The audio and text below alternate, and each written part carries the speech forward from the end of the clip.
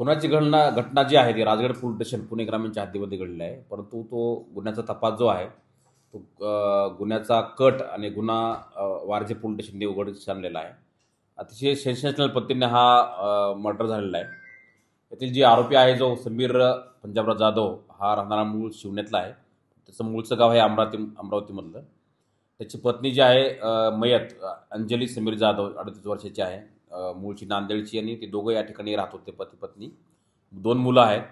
आईसोबत त्या ठिकाणी शिवणे उत्तरनवरच्या हद्दीत राहत होते. परंतु चारित्र्याच्या संशयावरून त्याला एकमेकांच्या यांचे वाद व्हायचे पूर्वी.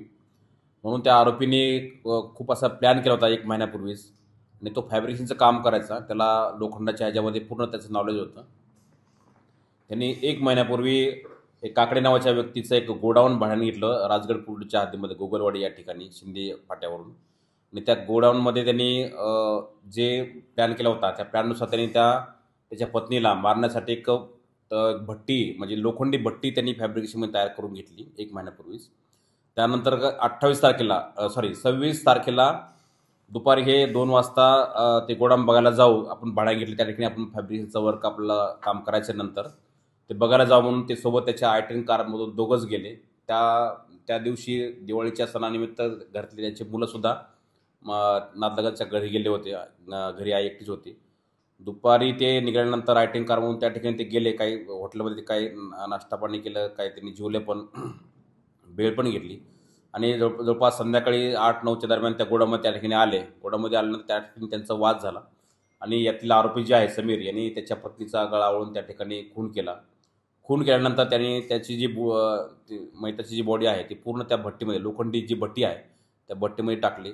त्या भट्टीमध्ये ऑलरेडी त्यांनी अगोदरच काही लाकडे आणि काही ज्वलनशील पेट्रोल डिझेल या ठिकाणी ते आणून ठेवलं होतं. त्या ठिकाणी त्याला त्या भट्टीला आग लावून त्या पूर्ण त्याची जी बॉडी आहे ती पूर्ण राख झाल्यानंतर 2 घंट्यांनी ती पूर्ण राख त्यांनी भरून नंतर त्याचं विल्हेवाट लावलेली आहे, नष्ट केलेली आहे. त्यानंतर ती स्क्रॅप होतं, ती भट्टी होती लोखंडी, ती पूर्ण स्क्रॅपमध्ये त्यांनी त्याची विल्हेवाट लावली. आणि त्या ठिकाणी खाली जी विटा होत्या विटा पण त्यांनी त्या ठिकाणी रचल्या होत्या. विटासुद्धा त्यांनी त्यानंतर डिस्पोज केल्या. आणि त्यानंतर मग 27 तारखेला त्यांनी इकडे तिकडे फोन करून सांगितलं की माझी पत्नी गायब आहे. 28 तारखेला तो वारजे पोलीस स्टेशनला आला आणि माझी पत्नी वारजे पुलाकडून गायब आहे आणि मैत्रिणीकडे जाते म्हणून निघून गेलेली अजून आली नाही. म्हणून वारजे पोलीस स्टेशनला मिसिंगची तक्रार आपल्याकडे दाखल केली. मिसिंगचा तपास करत असताना वारजे पोलीस स्टेशनला असं निष्पन्न झालं की ही सोबत जात आहेत आणि काही CCTVमध्ये ते राजगड पोलीसच्या हद्दीमध्ये दिसत आहेत. थोडं संशयास्पद वाटल्यानंतर पोलिसांनी त्याच्यामध्ये आणखी डिटेल तपास केला असता असं निष्पन्न झालं की हा जो मिसिंग देणारा व्यक्ती आहे, हा फिर्यादी मिसिंगचा, तोच याच्यामध्ये आरोपी आहे. आणि त्यांनी स्वतःनी त्याच्या पत्नीला गळा आवळून त्या लोखंडी भट्टीत तिला जाळून तिचा मर्डर केलेला आहे. ती सर्व त्या ठिकाणचे जे एव्हिडन्स आहे ते सुद्धा राख आणि बाकीच्या सगळ्या गोष्टी त्यांनी तो नष्ट करण्याचा प्रयत्न केला आहे. हे निष्पन्न झाल्यानंतर आपल्याकडे 0 नंबरने हा गुन्हा वारजे पोलीस स्टेशनला 302चा दाखल केलेला आहे. आणि पुढचा तपास जो आहे तो राजगड पोलीस स्टेशनकडे आपण तो वर्ग केलेला आहे. यातील आरोपीला आपण अटक केलेला आहे. याच्यामध्ये पोलिसांनी खूप टेक्निकल गोष्टीचा सुद्धा वापर केलेला आहे. आणि मिसिंगच्या थोड्याशा लिंकवरून आपल्याला याचे 2 आरोपी आहे तो निष्पन्न करून हा खुनाचा गुन्हा जो आहे उघडकीस आणलेला आहे. कारण काय होतं?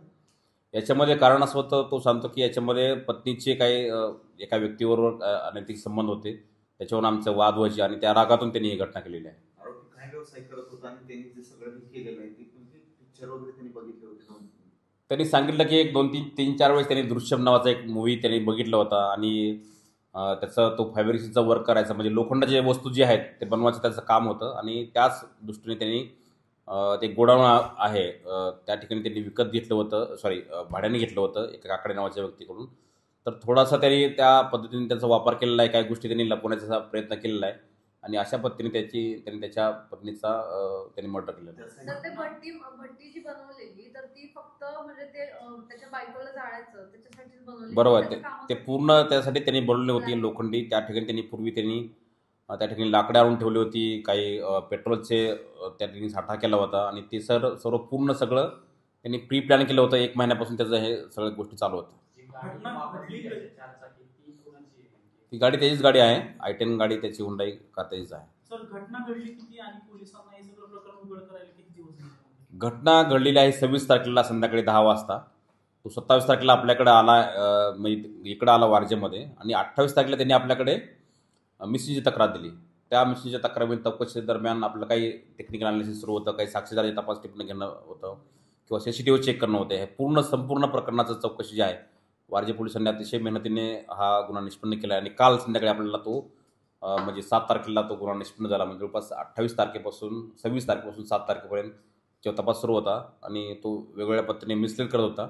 शेवटी आपल्याला तो नंतर ब्रेक झाल्यानंतर त्यांनी तो गुन्हा कबूल केलेला आहे. याचा एका महिलेशी अनैतिक संबंधाचा काय संबंध आहे याच्याशी? नाही, याच्यामध्ये तरी त्याची सुद्धा एका महिलेसोबत काही संबंध आहे असं निष्पन्न होत आहे. त्याच्यावर सुद्धा आपल्या पोलिसांची चौकशी सुरू आहे आणि आता पुढची जी चौकशी सगळी आहे ते राजगड पोलीस स्टेशनकडे आपण वर्क करत आहोत. त्याची दृष्टीने वगैरे सगळं केलं असं प्रथम दर्शन तसंच वाटतं की त्यांनी तो मूवी पाहिला होता आणि त्यातली जी घटना आहे आणि याच्यातली घटना थोड्याफार प्रमाणात थोडी मिळती होती आणि काही त्यांनी एवढंच नष्ट करण्याचा प्रयत्न केला आहे आणि खूप प्री प्लॅन पद्धतीने त्यांनी ह्या सगळ्या गोष्टी केलेल्या आहेत. जो आरोपी आहे आणि त्याचे जे संबंध ज्या महिलेसोबत होते असं आहे, त्यांचे काय कॉन्टॅक्ट त्या दरम्यान झालेले आहेत त्यांचे कॉन्टॅक्ट झाले तर ह्या टेक्निकल वर्कआउट सगळं याच्यामध्ये झालेलं आहे. ती झाल्यानंतर पूर्ण सगळे एव्हिडन्स गोळा करूनच याच्यामध्ये पुढचा हा जो गुन्हा आहे हा निष्पन्न केलेला आहे. सर हे सगळं प्लॅनिंग जे आहे ते एकट्याने केले की याच्यात आणखी नाही, याच्यामध्ये प्रथम दर्शनचा एकट्याने सगळं प्लॅनिंग केलेलं आहे आणि एकट्याने सगळ्या गोष्टी एक्झिक्यूट केलेल्या आहेत.